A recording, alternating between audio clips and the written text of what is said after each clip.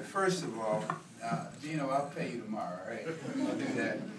And I didn't send a representative. He knows I called him. And I don't get my fingernails done.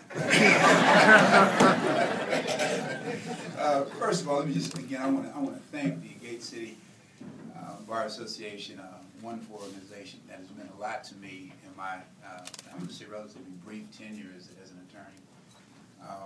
And I'll tell you how it's been so significant to me. I want to, again, thank Justice Benham.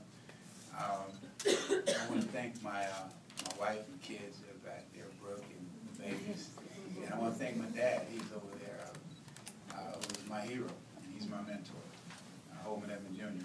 And real briefly, I just got to tell you, and you know, my life, I've had a wonderful run,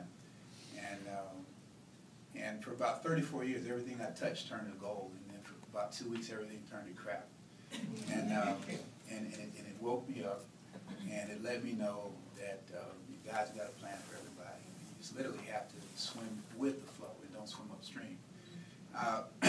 What I want to do is just stress on a couple things. One is just relationships. Relationships are everything. They really are. Relationships equal the fluid of truth. All right? Remember, it's relationships equal the fluid of truth. What do I mean about that? I'm just going to walk you through briefly, not everything, but just a couple of things. Both of my parents went to Tuskegee Institute. It's called Tuskegee University.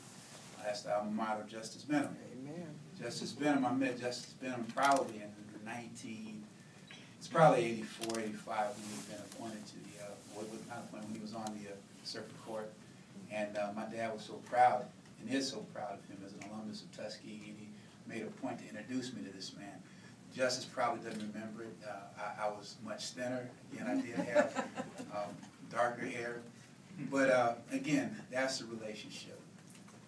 When I came to Atlanta, back from Washington, D.C., I had a law degree and a medical degree, and I was like, okay, I want to go and defend doctors. And that's what I wanted to do, because I knew doctors were victimized. I'd been sued before as a physician, the whole deal. And I went and called a number of African-American attorneys who people told me were well-respected. And I called about 9 of them, and only 2 of them returned my phone call. One of them was Forrest Johnson, who is still my mentor today. The other person that answered my phone call was Gino Bravo. And Gino sat with me and talked to me.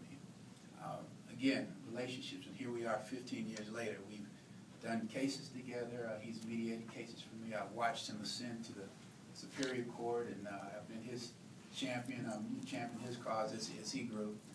But it's the fluid of relationships. It's very important. And I'm saying this because everybody here knows somebody. Charles Johnson, I ran for the Senate back years ago, and I met with him. He's the relative of a guy who graduated from high school. Believe it or not, I couldn't get a job defending doctors. I went to a lot of the larger law firms, and I said, I'm a doctor and a lawyer, and I can help you. And they said, well, maybe so, but not today. So I had to practice medicine again for another 5 years. And I was a medical director at the DeKalb County Jail. And it was a blessing because it allowed me to see the underbelly of our society and what happens when kids don't get opportunity, what these young people are transformed into, and it's sad. But I got a real appreciation of that segment of our society. I'd never seen it before. But you know what happened in that period when I was the medical director there? I got sued. And you know who represented me? Dave Walber.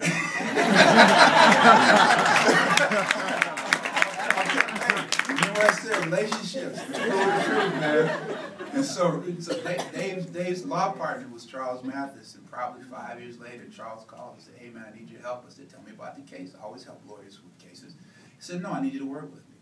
So I went and worked with Charles for about 18 months. And then after one deposition, I got a call from Johnny Cochran. He said, let's do breakfast, lunch, or dinner. We did breakfast, and I worked with Johnny Cochran. And I got to mention his name, Hezekiah Sistrom, basically. Hez was a tremendous mentor for me. That was the best training ground that I could ever have. I mean, I learned how to do everything from stem to stern in terms of litigating and trying a case.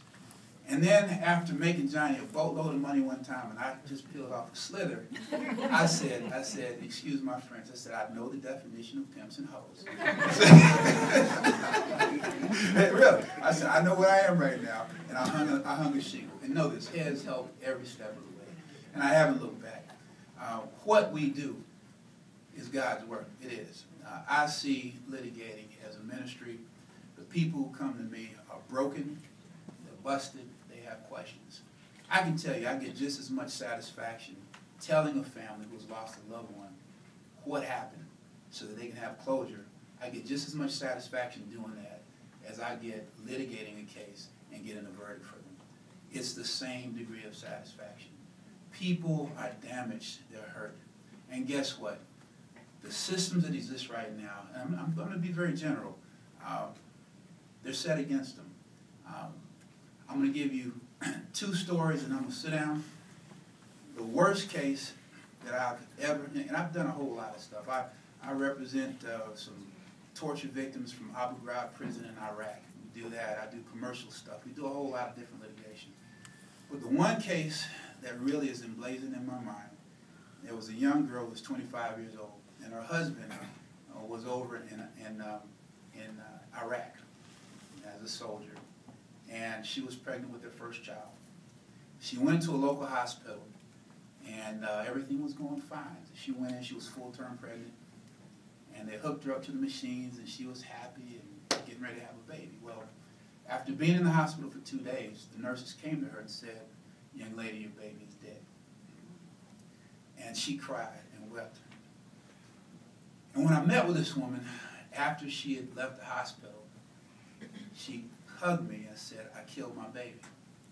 I said, "What do you mean you killed your baby?" She says, "I didn't take my multivitamins, my prenatal vitamins the way I was supposed to. And I told the nurse there that I'll kill my baby because I didn't take my prenatal vitamins." I went back and looked at those records, and I looked at the rhythm strips that were done, basically there to assess the fetal health. And for about 4 hours before the nurses realized that the baby was dead, this baby was screaming for help. The heart rate was dropping, and then it would go way up, and then it drop and stay down a while, the whole deal.